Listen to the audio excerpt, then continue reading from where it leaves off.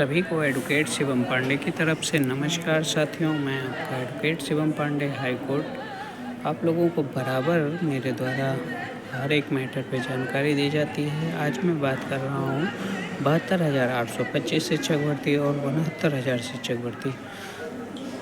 पहले तो हम बात करते हैं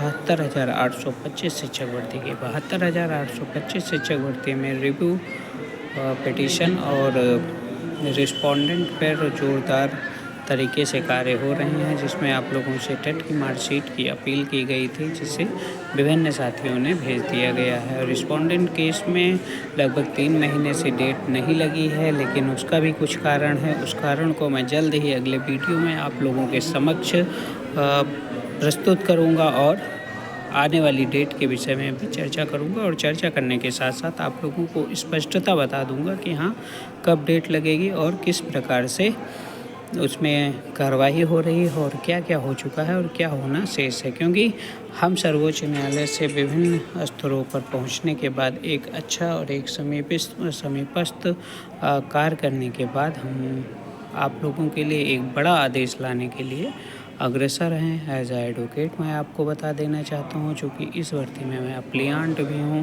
तो एक अभ्यर्थी और एडवोकेट दोनों के नज़रिए से जो मैं देख पा रहा हूँ, 72,825 शिक्षक भर्ती में हो सकता है कि माननीय सर्वोच्च न्यायालय से विभिन्न अभ्यर्थी जो बराबर लगातार संघर्ष कर रहे हैं विगत 8-9 सालों से, उनका कुछ ना कुछ अच्छा हो जाए। इसी संदर्भ में हमने आपसे टेट की मार्कशीट का आह्वान किया है, जिसमें विभिन्न अभ्यर्थियों ने पूर्णतः सहयोग किया है और सिर्फ आपकी मार्कशीट हम ले रहे हैं और आपको इस बात के लिए अवश्य आश्वस्त कर रहे हैं कि कुछ ना कुछ माननीय सर्वोच्च न्यायालय में होने की संभावना दिख रही है।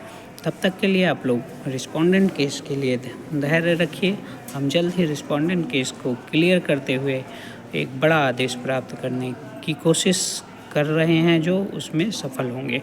साथियों, रिव्यू केस में अश्वनी मिश्रा और रिजवी सर की बेंच बनी हुई थी। जिस दिन बेंच थी उस दिन रिजवी सर अपसेंट थे, नॉट सिटिंग थे। इस कारण से रिव्यू केस आगे बढ़ गया है। रिव्यू केस हो सकता है कि इस महीने या अगले महीने तक फिर से बेंच का गठन होकर डिसाइड हो जाए, जिसमें लोक अदालत की मदद से जो हम लोगों ने एक लिस्ट प्रस्तुत किया हुआ था, उस लिस्ट पर सचिव द्वारा जो अग्रिम कार्रवाई है उसे करवाकर विभिन्न साथियों के लिए एक अच्छा आदेश प्राप्त कर सकें। इसलिए रिव्यू केस वाले साथी भी थोड़ा धैर्य बनाए रखें, अधिकतम होने की संभावना है। हम बात कर रहे हैं 72,825 शिक्षक भर्ती के सेकंड विज्ञापन की, जो अखिलेश सरकार द्वारा एकेडमिक मेरिट पर लाया गया था, जिसमें फ़ीस वापसी की प्रक्रिया सरकार द्वारा पूरी कर ली गई है। विभिन्न पेटिशनर्स के सभी पैसे आ गए हैं और कुछ लोगों के 500 के हिसाब से 2, 4, 6, 10 जिलों के आ गए हैं। तो आप लोग धैर्य बनाए रखें।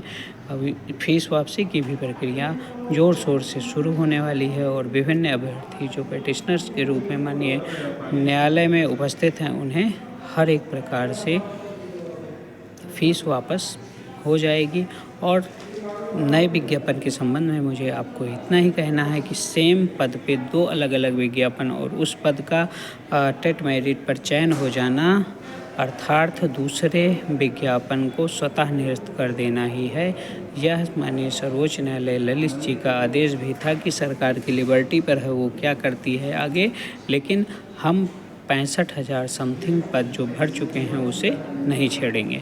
हम बात कर रहे हैं 69,000 वैकेंसी की। 69,000 वैकेंसी में ओवरलैप का मामला 11 फरवरी को लगा हुआ है, लेकिन टॉप में रखने से दीपांकर दत्ता जी ने इनकार कर दिया है। इस कारण से अपना मैटर अप्रॉक्सीमेटली 50 के ऊपर आने की संभावना है। फ़िलहाल 2 या 3 दिन में स्थिति उसकी क्लियर हो जाएगी।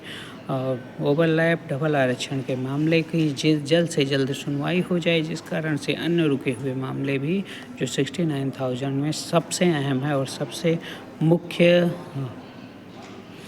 भूमिका निभा रहे हैं अभ्यर्थियों की नियुक्ति के लिए, उन केसों का भी रुकाव इसी कारण से हो गया है। साथियों, एसआरकी के साथियों से सिर्फ इतना कहना है कि वे कंटेम्प्ट के संबंध में जो अपने कार्य कर रहे हैं उन्हें करते रहें, लेकिन कंटेम्प्ट के सहारे माननीय उच्च न्यायालय ही न बैठें, वे सर्वोच्च न्यायालय में अपनी अर्जी इम्प्लीडमेंट या इंटरलोकेटरी एप्लीकेशन के माध्यम से ज़रूर लगा दें। यदि नहीं लगाते हैं तो आने वाले समय में उन्हें दिक्कत हो सकती है, और सबसे बड़ी बात है कि उन्हें अस्पष्टीकरण भी देना पड़ जाएगा, क्योंकि अगर ओवरलैप का मामला माननीय सर्वोच्च न्यायालय से डिसाइड हो गया और आंसर की वहीं फंसा रह गया, तो सर्वोच्च न्यायालय के आदेश के आड़ में उनकी नियुक्ति के संबंध में भी जो प्रक्रिया सरकार चला सकती है वह नहीं चलाएगी। इसलिए सर्वोच्च न्यायालय के आदेश पर ही आंसर की डिपेंड करेगा। इस कारण से इंटरलोकेटरी एप्लीकेशन या इम्प्लीडमेंट के माध्यम से आप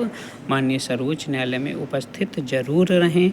आंसर की वाले लड़कों से मैं बार बार कह रहा हूं कि कंटेम्प्ट की जो प्रक्रिया चल रही है माननीय उच्च न्यायालय इलाहाबाद बेंच और माननीय उच्च न्यायालय लखनऊ बेंच में लगभग 5 से 6 कंटेम्प्ट मैंने भी कर रखे हैं, तो ये प्रक्रिया आप चलने दें। लेकिन माननीय सर्वोच्च न्यायालय में ओवरलैप डबल आरक्षण MRC के मामले में आप जरूर जुड़ जाएं, क्योंकि वहीं पर सरकार कोई ना कोई ऐसा बहाना करने की कोशिश करेगी जिस कारण से एक बड़ा आदेश जो माननीय उच्च न्यायालय डबल बेंच ने दिया था उस पर रुकावट पैदा हो जाए। इस कारण से कंटेम्प्ट केस वाले भी जो आंसर की में हैं वे सर्वोच्च न्यायालय में ज़रूर जुड़ जाएं। तीसरा अहम मुद्दा है, बहुत बड़ा मुद्दा है EWS केस। EWS केस में साथियों आप लोगों ने देखा कि हमने बराबर पैरवी कराई। अशोक खरे जी पूरे उत्तर प्रदेश के सबसे विद्वान और सबसे तेज तर्रार और मोस्ट सीनियर अधिवक्ता अशोक खरे जी ने सरकार की कलई खोल दी थी और आदेश आने की प्रबल संभावना थी, लेकिन महेश चंद्र त्रिपाठी जी ने केस को बहुत ही भारी तथ्यों के आधार पर तुरंत डिसाइड ना करके उस केस में एक और डेट लगा दी। उसी डेट के कारण ओवरलैप में जो स्टेटस को का आदेश हुआ उसके कारण सरकार फैल गई माननीय उच्च न्यायालय डबल बेंच के अंदर कि हाँ ऐसे ही मामले वहाँ भी चले रहे हैं। यदि वहाँ पर मान लीजिए कि विज्ञापन की डेट 1/12/2018 आ जाती है तो फिर आपका कोई भी आदेश होगा। मतलब सरकार स्वयं कह रही थी कि हम यहाँ पे हार रहे हैं, लेकिन सर्वोच्च न्यायालय के में पेंडिंग मुकदमे के कारण उच्च न्यायालय अपनी प्रक्रिया स्थगित कर दे और वही आदेश माननीय उच्च न्यायालय डबल बेंच ने MC त्रिपाठी जी ने नवंबर में हुई सुनवाई में लिखवा दिया कि हाँ जब तक सर्वोच्च न्यायालय का मामला निस्तारित नहीं हो जाता है तब तक हम इसे नहीं टच करेंगे, चूँकि एक ही भर्ती के मामले हैं और दोनों जगह अलग अलग ग्रीवांस हैं, लेकिन मामला एक ही है कि विज्ञापन कब से शुरू हुआ है। तो सर्वोच्च न्यायालय का व्यू आ जाए उसके बाद हम इस मामले को सुनकर तुरंत निस्तारित कर देंगे। साथियों धैर्य बनाए रखें, अच्छा होगा। EWS केस में हम जीते थे, जीते हैं और जीतेंगे, और 16 मई 2020 का मेरा प्रण एडवोकेट शिवम पांडे का प्रण जरूर पूरा होगा और विभिन्न अभ्यर्थी जो हमारे साथ कंधे से कंधा मिला के चल रहे हैं उन्हें नौकरी ज़रूर प्राप्त होगी। आप सभी धैर्य बनाए रखें। मैं आपका advocate Shivam Pandey, high court. आप सभी को पुनः नमस्कार, धन्यवाद।